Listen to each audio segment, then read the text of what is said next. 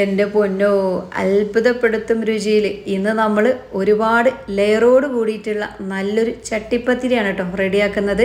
ചട്ടിപ്പത്തിരി എന്ന് കേൾക്കുമ്പോൾ നിങ്ങൾ കരുതും, ഓ ഇത് വലിയ പണിയാണല്ലോ, വാട്ടണം, കുഴക്കണം, പരത്തണം എന്നാൽ അങ്ങനെയുള്ള പരിപാടികളൊന്നും നമ്മുടെ ഈ ഒരു ചട്ടിപ്പത്തിരിക്കില്ല കേട്ടോ എന്ന് കരുതിയിട്ട് ലെയറിനൊന്നും ഒരു കുറവുമില്ല. ഒരു 6-7 ലെയർ വെച്ചിട്ടാണ് ഇന്ന് നമ്മൾ ഈ ഒരു ചട്ടിപ്പത്തിരി ഉണ്ടാക്കിയെടുത്തിട്ടുള്ളത്. കണ്ടല്ലോ അതിൻ്റെ ഒരു പെർഫെക്ഷൻ. ഇത് കട്ട് ചെയ്യുന്ന സമയത്ത് കാണാൻ പറ്റും എത്രത്തോളം ഇത് സോഫ്റ്റ് ആണെന്ന്.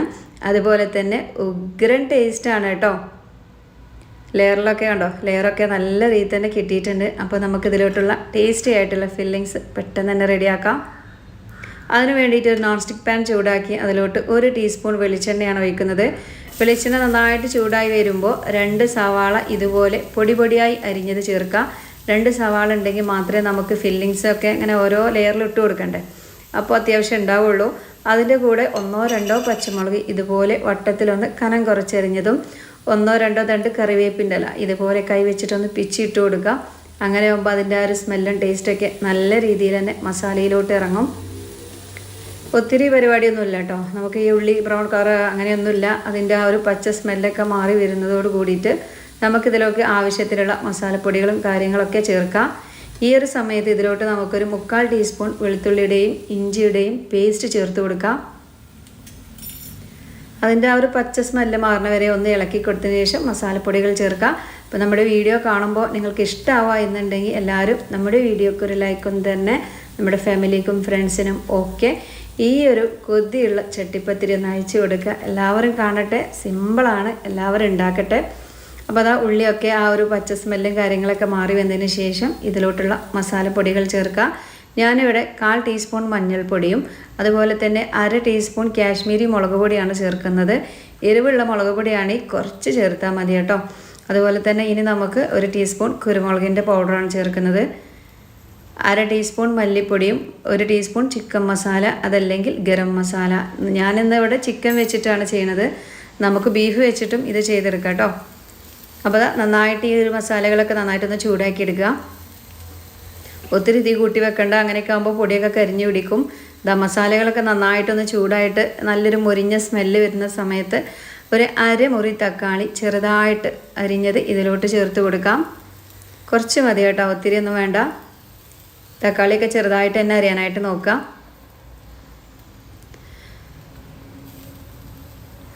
അതും കൂടി ചേർത്തിട്ട് നന്നായിട്ട് തന്നെ ഒന്ന് മിക്സാക്കി എടുക്കാം. ഞാനിവിടെ ഏകദേശം ഒരു 6-7 പീസ് ചിക്കൻ, ഒരിച്ചിരി ഉപ്പും അതുപോലെ തന്നെ കുരുമുളകും ഇട്ടിട്ട് കുക്കറിൽ 4 വിസിൽ അടുപ്പിച്ച് ചൂടാറിയതിന് ശേഷം ജസ്റ്റ് മിക്സിയിലിട്ടിട്ട് ഒന്ന് ക്രഷ് ചെയ്തെടുത്തിട്ടുണ്ട് കേട്ടോ. അതവിടെ മാറ്റി വെച്ചിട്ടുണ്ട്. ചിക്കന് പകരം നമുക്ക് ബീഫും എടുക്കാം. നമ്മുടെ കയ്യിൽ ഏതാണോ ഉള്ളത് വെച്ചാൽ അത് വെച്ചിട്ട് ചെയ്യാം. ഈ ഒരു സമയത്ത് ഈ ഒരു മസാലയിലോട്ട് ആവശ്യത്തിനുള്ള ഉപ്പ് ചേർക്കുക. ഓൾറെഡി നമ്മൾ ചിക്കൻ വേവിച്ച സമയത്ത് ഉപ്പ് ചേർത്തിട്ടുണ്ട്. അപ്പം അതൊക്കെ നോക്കിയിട്ട് വേണം ഈ ഒരു സമയത്ത് ചേർക്കാൻ. ഒരിത്തിരി ചേർത്താൽ മതി കേട്ടോ, ഈ ഒരു പച്ചക്കറിയിലോട്ടുള്ളത് മാത്രം. അപ്പം ഞാനിത് അവിടെ ക്രഷ് ചെയ്ത് വെച്ചിട്ടുള്ള ചിക്കൻ ഇതാ നേരെ നമ്മുടെ ഈ ഒരു മിക്സിയിലോട്ട് ചേർക്കുകയാണ്. ഇനി നമുക്ക് നന്നായിട്ട് തന്നെ ഒന്ന് മിക്സ് ചെയ്തെടുക്കണം.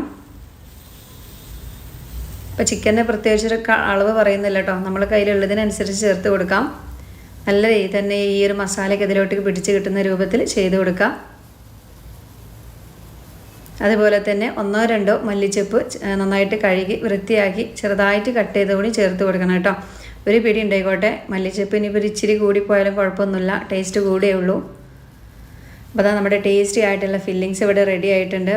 ചിലർ പച്ചക്കറികളൊക്കെ യൂസ് ആക്കാറുണ്ട്. അപ്പോൾ ഞാൻ അങ്ങനെയൊന്നും ചേർത്തിട്ടില്ല. താല്പര്യമുള്ളവർക്ക് കാബേജ്, ക്യാരറ്റൊക്കെ പൊടി അരിഞ്ഞ് ചേർത്ത് കൊടുക്കാം. പലരും പല രീതിയിലാണ് ഇത് റെഡിയാക്കുന്നത് കേട്ടോ. ഇതിപ്പോൾ ഒരു സിമ്പിൾ മസാലക്കൂട്ടാണ്, എല്ലാവർക്കും ഒരുപോലെ റെഡിയാക്കാൻ പറ്റിയത്. നന്നായിട്ടൊന്ന് ചൂടാറട്ടെ. അതിനുശേഷം നമുക്ക് ബാക്കി കാര്യങ്ങളൊക്കെ ഒന്ന് ചെയ്തെടുക്കണം. നല്ല ടേസ്റ്റി ആയിട്ടുള്ളൊരു ഫില്ലിങ്സ് ആണ് കേട്ടോ ഇത്. ഇനി നമുക്ക് മിക്സിൻ്റെ ഒരു ജാർ എടുക്കാം. ഈ ഒരു ജാറിലോട്ട് ഏകദേശം 1/2 കപ്പ് പച്ചവെള്ളം ഒഴിച്ച് കൊടുക്കുകയാണ്.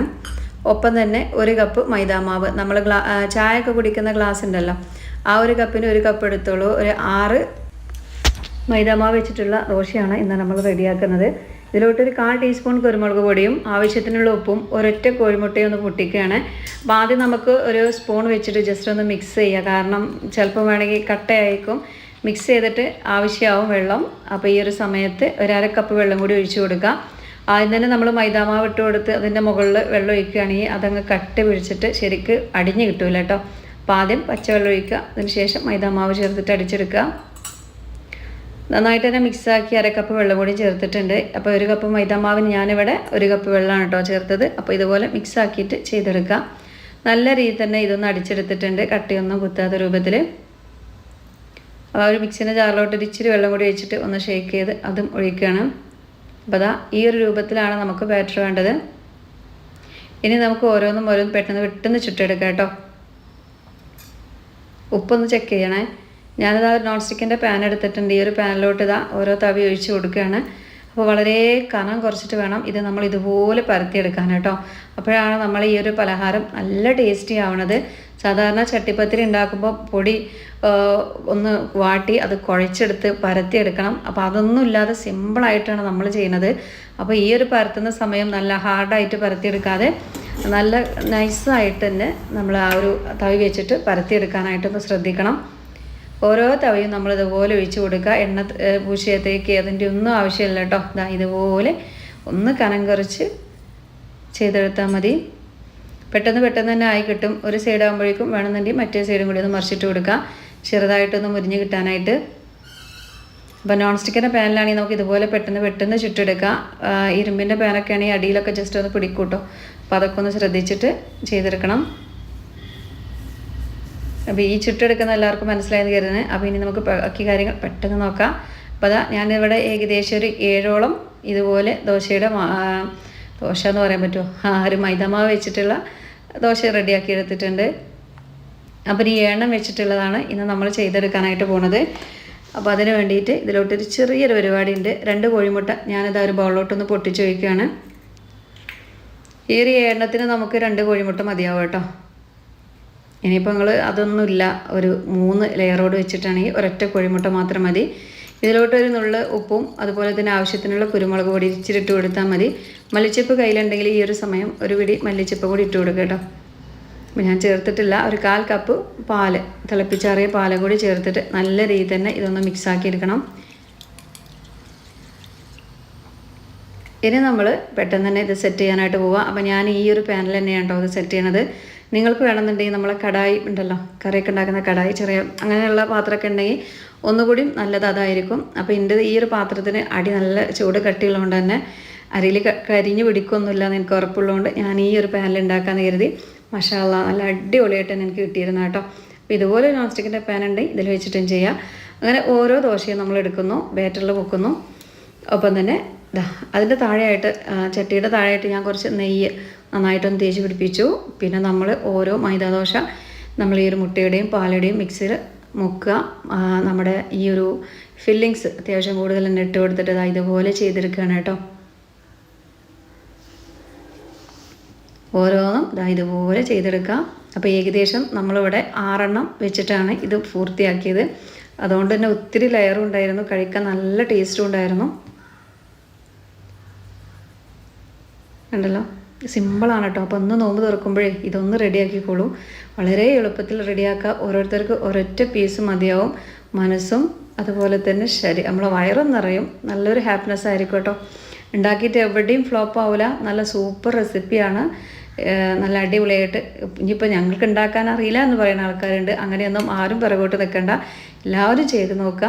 എവിടെയും ഫ്ലോപ്പ് ആവാതെ സൂപ്പറായിട്ട് കിട്ടും. ഇതിൻ്റെ മുകളിലായിട്ട് ഞാനിതാ കുറച്ച് കോഴിമുട്ട, ഒരു കോഴിമുട്ട പുഴുങ്ങിയിട്ട് ജസ്റ്റ് ഇതുപോലെ വട്ടത്തിലൊന്ന് കട്ട് ചെയ്ത് വെച്ച് കൊടുക്കുന്നുണ്ട്. 1 2 ഒക്കെ വെച്ച് കൊടുക്കുക കേട്ടോ. അത് ലാസ്റ്റത്താണ്. ഇതായിരിക്കും നമ്മൾ താഴോട്ട് വരിക. അപ്പോൾ ഇതിങ്ങനെ കഴിക്കുമ്പോൾ നല്ല രുചിയായിരിക്കും കേട്ടോ.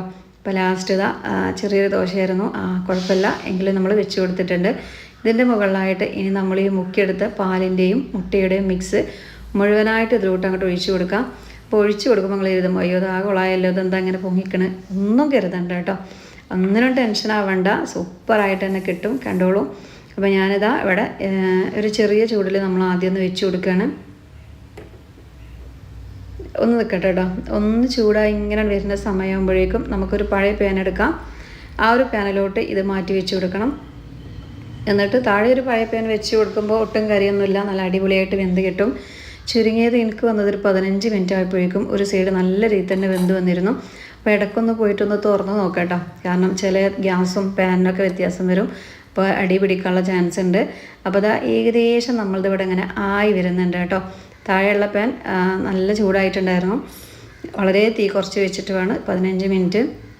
അപ്പോൾ അതാ ഏകദേശം താഴെ സൈഡ് ഫുള്ള് റെഡി ആയിട്ടുണ്ട്. ഇനി നമ്മൾ ഈ ഒരു പാൻ എടുത്തിട്ട് അതിലൊരു ഇത്തിരി നെയ്യൊന്ന് സ്പ്രെഡ് ചെയ്ത് കൊടുത്തിട്ടുണ്ട്. ഇതിലോട്ടൊന്ന് തട്ടിക്കൊടുക്കുകയാണ്. താഴെ ഭാഗം നമുക്ക് നോക്കാം. മാഷാ അല്ലാഹ് അടിപൊളിയായിട്ട് കിട്ടിയിരുന്നു കേട്ടോ. ഒട്ടി പിടിക്കുക കരിയുക അങ്ങനെയൊന്നുമില്ല. ഞാൻ പറഞ്ഞല്ലോ, ഇടയ്ക്കൊന്ന് ജസ്റ്റ് ഒന്ന് പോയിട്ട് പതുക്കെ ഒന്ന് നോക്കിയാൽ മതി കേട്ടോ. പലരുടെയും പാനിനെയും ഗ്യാസിനെയൊക്കെ അനുസരിച്ചായിരിക്കും കരിഞ്ഞു പിടിക്കലും പിടിക്കാത്തതൊക്കെ. അപ്പോൾ ഞാൻ ഈ ഒരു പാനിൽ ഉണ്ടാക്കുകയാണ്, എന്തുണ്ടാക്കുകയാണെങ്കിൽ താഴെ ഭാഗം കരിഞ്ഞു പിടിക്കലുണ്ട്.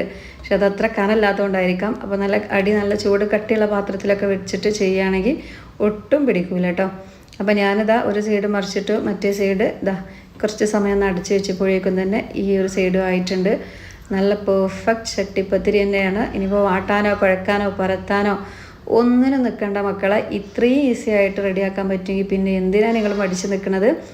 ഇന്ന് തന്നെ ഇത് ചെയ്ത് നോക്കുക. ഇനിയിപ്പോൾ മൈദാമാവാണ് അൺഹെൽത്തി ആണെന്ന് പറയുന്നവരുണ്ടാവാം, പക്ഷേ മൈദാമാവിലാണ് ഇതിൻ്റെ ടേസ്റ്റ് കൂടുതൽ കേട്ടോ. ഗോതമ്പാവ് വെച്ച് ചെയ്യുക, പക്ഷേ ഇത്ര ടേസ്റ്റ് കിട്ടില്ല. ടേസ്റ്റ് വേണമെന്നുണ്ടെങ്കിൽ നമ്മൾ മൈദാമാവ് തന്നെ വേണം. അപ്പോൾ അതിൻ്റെ താഴെ ഭാഗമാണിത്. നമ്മൾ ആ ഒരു മുട്ടയുടെ ആ ഒരു ഫില്ലിങ്സൊക്കെ അത് തെളിഞ്ഞ് കാണുന്നുണ്ട് കേട്ടോ. നല്ല രുചി ഉണ്ടായിരുന്നു ഇത് കഴിക്കാനായിട്ട്. ഒരൊറ്റ തവണ നിങ്ങളിത് ചെയ്താൽ പിന്നെ എന്നും ഇത് തന്നെയായിരിക്കും നമ്മൾ ഉണ്ടാക്കുക. വലിയൊരു ചിലവോ കാര്യങ്ങളോ ഒന്നുമില്ല. സിമ്പിളായിട്ട് റെഡിയാക്കാം. ഒക്കെ നമ്മുടെ അടുക്കളയിലുള്ളത് തന്നെയാണ്. അതുപോലെ തന്നെ ആ ഒരു സൈഡൊക്കെ ഉണ്ടല്ലോ നന്നായിട്ട് തന്നെ കോട്ട് ചെയ്ത് പിടിച്ചിട്ടിട്ടുണ്ട് കേട്ടോ. വേറിട്ടൊന്നല്ല നിൽക്കുന്നത്. ആ ഒരു മുട്ടയുടെയും പാലിൻ്റെയും മിക്സ് നല്ല രീതിയിൽ തന്നെ ഒട്ടിപ്പിടിച്ചിട്ടുണ്ട് കേട്ടോ. അപ്പോൾ ഒരു 7 ലെയറൊക്കെ നിങ്ങൾ റെഡിയാക്കുക എന്നുണ്ടെങ്കിൽ 2 കോഴിമുട്ട, 1 കപ്പ് പാല് മാത്രം മതി. അതൊക്കെ ഇപ്പോൾ നമ്മുടെ വീടുകളിലൊക്കെ ഉണ്ടാവുമല്ലോ. ചെയ്ത് നോക്കുക. ചെയ്ത് നോക്കിയിട്ട് ഫീഡ്ബാക്ക് അറിയിക്കുക. അതുപോലെ തന്നെ നമ്മുടെ ചാനൽ സബ്സ്ക്രൈബ് ചെയ്യാതെ കാണുന്ന കൂട്ടുകാരുണ്ടെങ്കിൽ ചാനലൊക്കെ ഒന്ന് സബ്സ്ക്രൈബ് ചെയ്തിട്ട് ഓൾ എന്നുള്ളൊരു ഓപ്ഷൻ ഒന്ന് നെക്കി കൊടുക്കാനും നിങ്ങൾ ആരും മറക്കല്ലേ. ഇനി നമുക്കിത് കട്ട് ചെയ്ത് ഇതിൻ്റെ ഉൾവശം എങ്ങനെ ഉണ്ട് അതും കൂടി ഒന്ന് അറിയണ്ടേ. ഉൾവശം ലെയറും കാര്യങ്ങളും ഒക്കെ ഒന്ന് കാണിച്ചു തരാം കേട്ടോ. അതുപോലെ തന്നെ ഈ ഒരു സൈഡ് വിട്ടൊന്നുമല്ല നിൽക്കുന്നത്. കാണുമ്പോൾ തന്നെ അറിയാം നല്ല രീതി ഒട്ടിപ്പിടിച്ചിട്ടുണ്ട്. അതുപോലെ തന്നെ സാധാരണ ചട്ടിപ്പത്തിരിയേക്കാൾ ഒന്നുകൂടി സോഫ്റ്റും ടേസ്റ്റാണ് ഈ ഒരു രൂപത്തിൽ റെഡിയാക്കുമ്പോൾ. കട്ട് ചെയ്യുമ്പോൾ നിങ്ങൾക്ക് കാണുമ്പോൾ തന്നെ അറിയാൻ പറ്റും.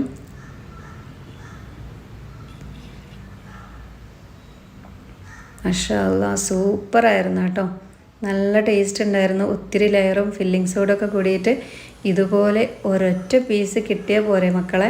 ഒരൊറ്റ ഗ്ലാസ് ജ്യൂസോ ചായ ഉണ്ടെങ്കിൽ പിന്നെ നമുക്ക് വേറെ ഒന്നും വേണ്ടി വരില്ല. നല്ല രുചി ഉണ്ടായിരുന്നു കേട്ടോ കഴിക്കാൻ. ഇന്ന് നമ്മൾ ചിക്കൻ വെച്ചിട്ട് ചെയ്തു. ചിക്കന് പകരം നമുക്ക് ബീഫ് എടുക്കാം കേട്ടോ. ബീഫ് വെച്ചിട്ട് അങ്ങനെയും ചെയ്തെടുക്കാം. എങ്ങനെയായാലും എവിടെയും ഫ്ലോപ്പ് ആവാതെ സൂപ്പർ റെസിപ്പി ആയിട്ട് നിങ്ങൾക്ക് കിട്ടുമെന്ന കാര്യത്തിൽ ഞാൻ നിങ്ങൾക്ക് ഉറപ്പ് തരാം കേട്ടോ. ഇനിയിപ്പോൾ ഒന്നും ചെയ്യാനറിയില്ല, ഞങ്ങൾക്കിത് അറിയില്ല എന്ന് പറഞ്ഞിട്ട് ആരും പിറകോട്ട് നിൽക്കണ്ട. ചെയ്ത് നോക്കിയിട്ട് ഫീഡ്ബാക്ക് അറിയിക്കാം.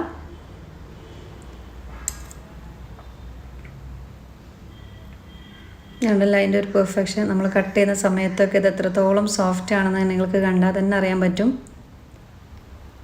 ഫില്ലിങ്സൊക്കെ ഞാനിവിടെ മുട്ട ലാസ്റ്റിൽ ചേർത്ത് എന്നുള്ളൂ. താല്പര്യമുള്ളവർക്ക് ചേർത്താൽ മതി.